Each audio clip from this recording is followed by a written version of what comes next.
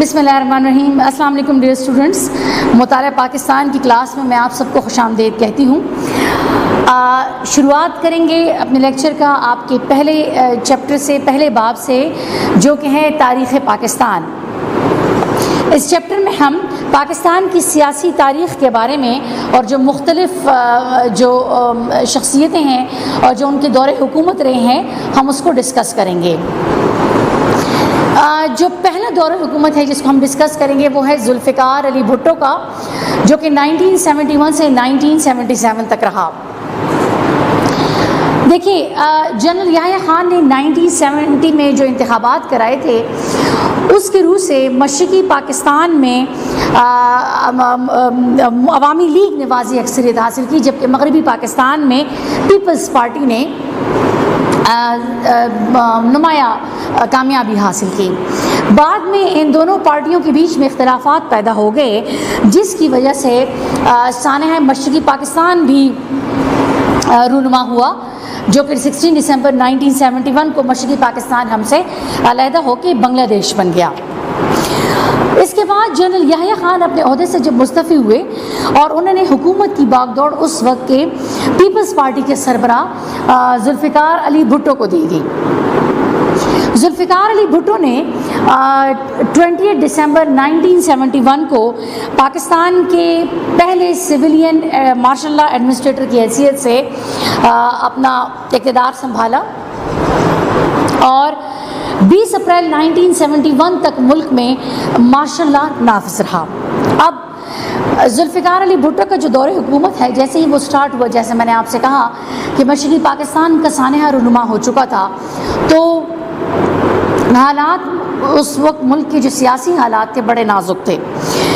تقریباً 93,000 جو فوجی تھے وہ بھارت نے ان کو جنگی قیدی بنا لیا تھا۔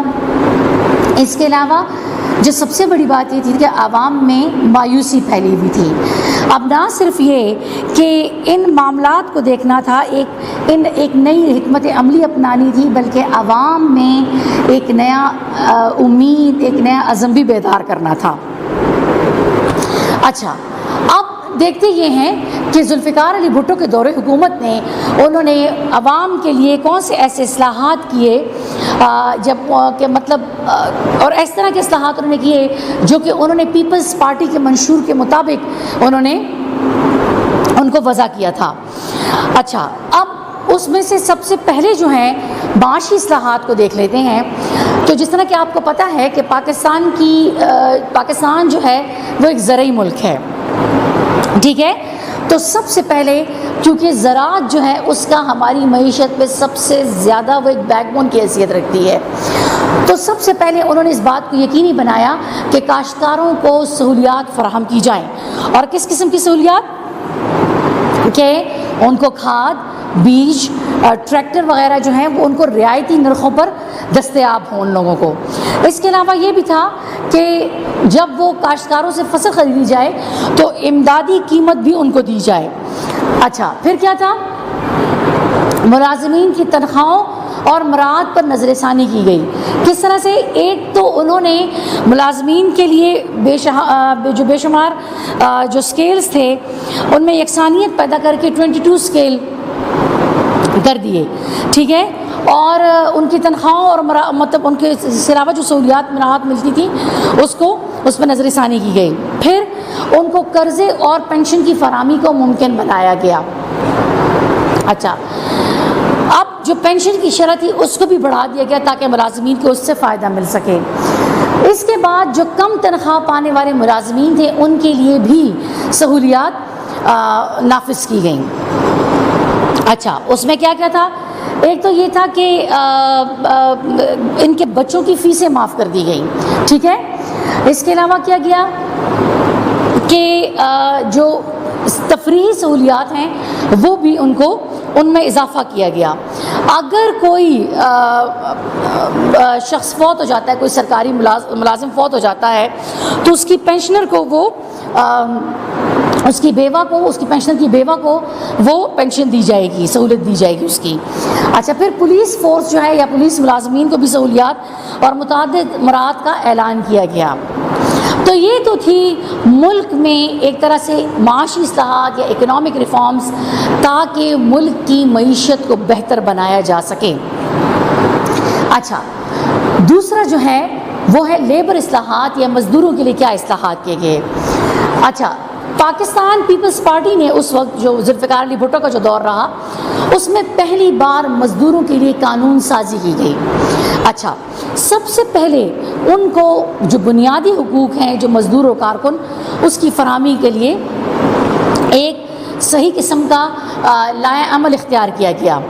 اچھا، اس میں کیا کیا گیا کہ سب سے پہلی بات کہ سرمایہ داروں کے ہاتھوں مزدوروں کے استحصال کا خاتمہ کرنے کی کوشش کی گئی کہ جو سرمایہ دار ہیں یا وہ لوگ جن کے پاس بہت زیادہ پیسہ ہے وہ جس طرح سے جو ایکسپلائٹیشن ہو رہی ہے مزدوروں کی ان کے ہاتھوں اس کو کوشش یہ ہے اس کو کم سے کم کیا جائے. پھر اس کے بعد مزدوروں کو فری میڈیکل کی سہولیات یا اگر وہ زخمی ہو جاتے ہیں تو اس کی صورت میں ان کو معاوضہ دیا جائے. پھر اس بات کو یقینی بنایا گیا کہ ان کو بونس کی ادائیگی ضرور ہو اور اوور ٹائم کا حق بھی ان کو حاصل ہو. پھر مزدوروں کے اپنے جو اپنے رائٹس ہیں اپنے جو حقوق ہیں اگر اس کے لیے وہ کوئی مزدور تحریک یا ٹریڈ یونین بنانا چاہتے ہیں تو اس کی آزادی دی گئی. مطلب اس چیز کی بھی ان کو تحفظ دیا گیا کہ وہ اپنے رائٹس کے لیے خود بات کر سکے اس پلیٹ فارم پہ. پھر مزدوروں کے لیے پینشن مطلب بڑھاپے میں اگر ان کو پینشن کی ضرورت ہے اور پھر ابتدائی بیمہ اس کو بھی ممکن بنایا گیا. پھر ایک سب سے بڑی بات اس چیز پر پابندی لگا دی گئی کہ بغیر کسی وجہ کے کسی مزدور کو اس کی نوکری سے نکالا جا سکے، ٹھیک ہے، یا اس کو برخاست کیا جا سکے. پھر مزدوروں کے بچوں کے لیے تعلیم کی سہولیات فراہم کرنے پر بہت زیادہ زور دیا گیا، مفت تعلیم کی سہولیات فراہم کرنے پہ. جی اب بڑھتے ہیں ذوالفقار علی بھٹو نے صنعتوں کے حوالے سے جو اصلاحات کی ان پہ بات کریں گے. اس میں جو سب سے اہم چیز ہے وہ یہ ہے کہ انہوں نے صنعتوں کو قومی ملکیت میں لینے کا اعلان کیا. قومی ملکیت میں یا قومیات لیا جانا یا نیشنلائزیشن کا پروسیس اس کو بولتے ہیں یا نیشنلائزیشن کی پالیسی جس سے مراد ہے. سب سے پہلے یہ سمجھنے کی ضرورت ہے کہ یہ قومیات لینا یا نیشنلائزیشن کا پروسیس ہے کیا یا یہ پالیسی ہے کیا. یہ پالیسی وہ ہوتی ہے کہ جیسے جو پرائیویٹ انڈسٹریز ہیں یا پرائیویٹ صنعتیں ہیں اور جتنی بھی کمپنیاں ہیں اس کو حکومت کی تحویل میں دے دیا جائے یا حکومت ان کا اختیار سنبھال لے. مطلب کہ وہ ایسی صنعتیں یا ادارے کہ جس پہ پہلے پرائیویٹ لوگوں کا اختیار ہو ان کا کنٹرول ہو وہ ان کے ہاتھ سے حکومت اپنے ہاتھ میں لے لے، ٹھیک ہے، اور اس کے بارے میں جو بھی فیصلے ہو حکومت اس کا فیصلہ کرے.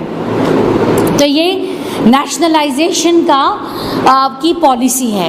تو بھٹو نے سب سے پہلے کیا کیا، انہوں نے ایک آرڈیننس جاری کیا 1972 میں جس کے ذریعے انہوں نے مختلف صنعتوں کو قومی ملکیت میں لینے کا اعلان کر دیا. مطلب اس کا کنٹرول جو ہے تو وہ حکومت کے ہاتھ میں چلا گیا. اچھا، ان میں کون کون سی ایسی صنعتیں تھیں؟ اس میں ایک تو فولاد کی صنعت، لوہے کی صنعت، بھاری انجینئرنگ کی صنعتیں، دھاتوں کی بنیادی صنعتیں، موٹر گاڑیوں اور ٹریکٹر کے اسمبلنگ یا ان کے جو پرزے جوڑے جاتے تھے اس کے پلانٹس جو تھے، بجلی کے سامان کی صنعتیں، گیس اور تیل صاف کرنے کے کارخانے وغیرہ اس میں شامل تھے. یوں تقریباً 20 بڑی صنعتیں جو تھیں ان کو قومیات لیا گیا یا ان پہ نیشنلائزیشن کی پالیسی جو ہے وہ نافذ کر دی گئی. اچھا، پھر 16 جنوری 1972 کو انہوں نے اس کے علاوہ بھی 11 صنعتیں جو تھیں وہ بھی نیشنلائز ہو گئیں، ٹھیک ہے، یعنی کہ حکومتی کنٹرول میں چلی گئیں. اب اس کے اثرات اگر اس کو دیکھا جائے کہ قومیانے کی پالیسی کے اثرات کیا ہوئے، بیکاز وہ چاہتے کیا تھے کہ اس کے اثرات تو پازیٹیو ہی ہوں اور ملک کی معیشت بہتر ہو سکے. اب دیکھیں اس میں 2 قسم کے اثرات، مطلب پازیٹیو بھی رہے اور نیگیٹو بھی رہے.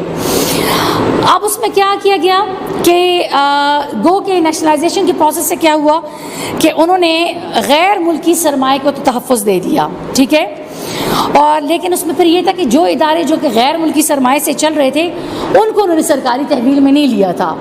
تو اس کی وجہ سے کیا ہوا کہ ایک طرف تو جب صنعتیں حکومت کے ہاتھ میں آئیں یا ان کے حکومت کی تحویل میں وہ آئیں تو اس پر حکومت کی گرفت زیادہ مضبوط ہو گئی، ٹیکسز وغیرہ بھی صحیح طریقے سے پے ہونے لگے، لیکن سرمایہ دار کو ایک الگ اس میں دیکھا جائے تو سرمایہ دار کو تحفظ حاصل نہیں تھا، جس کی وجہ سے سرمایہ کاری جو کہ نجی شعبے میں تھی، جو پرائیویٹ سیکٹر میں تھی، وہ کم ہونے لگی۔ اچھا، یعنی کہ اس کے پازیٹیو اور نیگیٹو اثرات دونوں ہی سامنے نظر آئے جو نیشنلائزیشن کی پالیسی تھی۔ اسی طریقے سے بیمہ زندگی اور بینک کے حوالے سے جو فیصلے کیے گئے تو بیمہ زندگی کا کاروبار کرنے والی تمام کمپنیوں کو 19 مارچ 1972 میں کیا گیا، ان کو بھی نیشنلائز کر لیا گیا، مطلب حکومتی کنٹرول میں یہ سب چلے گئے اور ان سب کو ملا کر اسٹیٹ لائف انشورنس کارپوریشن قائم کر لی گئی، ٹھیک ہے۔ اچھا، پھر کیا ہوا، ایک اور صدارتی حکم آیا جو کہ 19 مئی 1972 کو آیا اور یوں تمام بینک جو تھے ان کو بھی قومیہ لیا گیا یا نیشنلائز کر دیا گیا، مطلب ملک میں جتنے بھی بینک تھے ان کا اختیار بھی حکومت کے پاس چلا گیا اور ان کا control state bank of Pakistan نے سنبھال لیا۔ لیکن اس کا بھی ایک منفی اثر دیکھنے میں آیا، وہ یہ کہ کارکنوں کی کارکردگی متاثر ہونے لگی، گر گئی، ٹھیک ہے۔ مطلب آپ کو پتہ ہی ہے کہ جس طرح سے پرائیویٹ سیکٹر میں اکاؤنٹیبلٹی زیادہ ہوتی ہے تو یہاں پر کیا ہوا کہ قومیانے کی پالیسی جو ہے اس میں کیا ہوا کہ لوگوں کی کارکردگی گر گئی، جو پرفارمنس تھی یہاں پر اس طرح سے وہ سامنے نظر نہیں آئی۔ اچھا، اب تعلیمی اصلاحات کیا رہے، وہاں پر بھی اگر آپ دیکھیے تو انہوں نے تعلیمی انسٹیٹیوٹس کو بھی انہوں نے نیشنلائز کر دیا یا اس کو بھی قومی ملکیت میں لے لیا، ٹھیک ہے۔ اب اس میں کیا کیا، چاہتے وہ لوگ یہ تھے کہ عام آدمی تک تعلیم جو ہے وہ مفت فراہم کی جائے۔ جب انہوں نے تعلیمی اداروں کو نیشنلائز کر دیا تو انہوں نے کہا کہ ہم عوام کو یا جو ہے مفت تعلیم دیں گے، لیکن اس میں ہوا یہ کہ بہت سے یہ ناکام کیوں رہا، یا ایک طرح سے اس کی وجہ سے جو نیگیٹو ایفیکٹس تھے وہ کیا رہے، وہ یہ رہے کہ کچھ اعلیٰ تعلیمی ادارے جو تھے تو وہ اس سے مستثنیٰ تھے، لائک ان کو اس چیز کی پابندی نہیں تھی کہ ان پہ نیشنلائزیشن کی پالیسی ان پہ لاگو نہیں کی گئی تھی، جس کی وجہ سے طبقاتی فرق وسیع سے وسیع تر ہوتا چلا گیا۔ مطلب ایک جو تھے جو کہ گورنمنٹ کے تحویل میں جو تھے، حکومت کی تحویل میں جو ادارے تھے، تعلیمی ادارے تھے، ان کی ساکھ یا ان کی کارکردگی خراب ہوتی چلی گئی، اور جو پرائیویٹ ادارے تھے ان کی کارکردگی روز بروز اچھی ہوتی چلی گئی۔ یا آپ یہ کہہ سکتے ہیں کہ طبقاتی خلیج یا ایک وہ جو ایک سسٹم تھا جس نے دو مختلف قسم کے اسٹوڈنٹس کو پروڈیوس کرنا شروع کیا، مطلب ایک وہ جو کہ گورنمنٹ کے اداروں سے تعلیم حاصل کر رہے تھے اور ایک وہ جو پرائیویٹ اداروں سے، تو ان دونوں کے سسٹم میں ایک وسیع فرق تھا، جس کی وجہ سے طبقاتی فرق مزید سامنے اور ابھر کے سامنے آتا چلا گیا۔ جی، اب بات کریں گے کہ ذوالفقار علی بھٹو نے زرعی اصلاحات مطلب جو کیے اس کے بارے میں ڈسکشن کریں گے۔ جیسے میں نے آپ سے پہلے بھی کہا، پاکستان ایک زرعی ملک ہے اور پاکستان کی معیشت کا زیادہ تر انحصار جو ہے وہ زراعت پر ہی ہے۔ تو اس زمانے میں بھی ذوالفقار علی بھٹو کے دور حکومت میں بھی انہوں نے کچھ زرعی اصلاحات کی اور اس کا اعلان 1 مارچ 1972 کو کیا گیا۔ پہلی چیز جو ہے انہوں نے حد ملکیت مقرر کی۔ حد ملکیت سے مراد یہ ہے کہ جو زرعی زمین ہے اس کے لیے ایک حد مقرر کر دی گئی کہ اتنی حد تک ایک شخص جو ہے زمین رکھ سکتا ہے۔ اب زمینیں دو قسم کی ہوتی ہیں جو زرعی زمین، ایک بارانی اور ایک نہری، کہ مطلب ایک وہ ہوتی ہے جس کو بارش کے پانی سے جس کو مطلب جس کی آبیاری کی جاتی ہے، دوسری کیا ہے، نہری زمین ہوتی ہے جس کے نہری یا جو آبپاشی کا نظام جو ہے نہروں کے ذریعے اس کا ہوتا ہے۔ اچھا، تو حد ملکیت اس طرح سے مقرر کی گئی کہ نہری جو ہے وہ 500 ایکڑ زمین رکھ سکتے ہیں جو رکھتے تھے اور 1000 ایکڑ بارانی سے ان کو کم کیا گیا، مطلب اس کی بتدریج اس کو کم کر کے اب نہری زمین جو تھی وہ 150 ایکڑ رکھ سکتا ہے کوئی بھی شخص، اور 1000 کے بجائے بارانی زمین رکھنے کے بجائے وہ کیا کریں گے 300 ایکڑ بارانی زمین رکھ سکیں گے، یوں اس کی ایک حد مقرر کر دی گئی۔ اچھا پھر کیا ہے، جو بھی زائد زمین تھی، مطلب ایک تو حد ملکیت کے مطابق جتنی زمین ان کا حق بنتی ہے کسی شخص کی ان کو دے کے، اس کے علاوہ جو زائد زمین تھی اس کو جاگیرداروں اور زمینداروں سے بلا معاوضہ حاصل کر کے مزارین میں تقسیم کر دیا گیا۔ وہ لوگ جو کہ کھیتوں میں کام کرتے مزارین جو تھے ان میں تقسیم کر دیا گیا تاکہ وہ اپنے لیے ایک انڈیپینڈنٹ یا الگ سے اپنے لیے ایک نظام بنا سکیں۔ اچھا پھر کیا تھا کہ جو مزارے ان کے زمینوں پر کام کرتے ہیں، ان جاگیرداروں اور زمینداروں کے زمینوں پر، ان کو آپ بغیر کسی وجہ کے بے دخل نہیں کر سکتے، نہیں نکال سکتے۔ اچھا یا تو صرف اس میں مختلف قسم کے شرطیں لگا دی گئی، ٹھیک ہے، بٹائی کا حصہ ادا کرنے، لگان ادا کرنے، زرعی ضروریات پورا کرنے کی صورت میں ان کو بے دخلی ممکن ہے۔ کہ مطلب اگر وہ کچھ صورتوں کی بنا پہ اگر تو وہ کوئی ٹیکس پے نہ کر سکیں بٹائی کے دوران، ٹھیک ہے، وہ اگر اس کا حصہ نہ ادا کر سکیں اور دیگر زرعی ضروریات پوری نہ کر سکیں تو تب زرعی مزارین جو مزارین ہیں جو کہ زرعی زمینوں پہ جو کام کر رہے ہیں تو پھر ان کو بے دخل کیا جا سکتا ہے، ادروائز ان کو بغیر کسی وجہ کے بے دخل کرنا ختم کر دیا گیا، پابندی لگا دی گئی۔ اچھا پھر ایک سب سے امپورٹنٹ چیز جو تھی وہ ہے حق شفا۔ اچھا حق شفا کیا ہے؟ یہ مزارین کو یہ حق دیا گیا۔ اسلام میں حق شفا کیا چیز ہے؟ آسان الفاظ میں اگر میں آپ کو بتاؤں وہ یہ ہے کہ اگر کوئی شخص اپنی کوئی زمین بیچنا چاہے تو بجائے یہ کہ وہ کسی اجنبی کو اس کو بھیجے تو سب سے پہلے اس زمین پہ جو اس شخص کے پڑوس میں رہتا ہے، اس زمین کے ساتھ مطلب جو پڑوسی جو ہے اس کا حق ہے کہ وہ اس زمین کو لے، یا سب سے پہلے وہ اس سے پوچھے۔ تو یوں مزارین کو حق شفا دیا گیا کہ اگر کوئی زرعی زمین بیچے تو سب سے پہلے مزارے کو یہ حق دیا جائے یا مزارین کو یہ حق شفا دے دیا گیا کہ وہ اس کو کلیم کر سکتے ہیں کہ یہ زمین سب سے پہلے ان کا حق ہے کہ وہ اس کو خریدیں، اگر تو وہ اس کو نہیں خریدتے تو پھر اس کے بعد وہ کسی اجنبی کو بیچ سکتے ہیں۔ اچھا پھر کیا تھا کہ بیچ کا پیسے، لگان یا ٹیکسز جو تھے مختلف قسم کے، اور آبیانہ مطلب آبپاشی کا جو پانی ہے، جو آبیاری کے جو پانی استعمال ہوتا ہے اس کے جو پیسے وراتے ہیں اس کی ذمہ داری جو ہے وہ مالکان کی ہے، اس کو مالکان ہی پے کریں گے جو کہ اس زمین کے مالکان ہیں۔ تو یہ تھی زرعی اصلاحات۔ اچھا پھر اس کے بعد کیا ہوا کہ 1977 کے انتخابات سے پہلے 5 جنوری 1977 کو بھی بھٹو نے ایک دوسری زرعی پالیسی کا اعلان کرنا تھا، لیکن تاہم وہ ان اصلاحات پر مختلف وجوہات کی بنا پر اس کو عملی جامہ نہ پہنایا جا سکا۔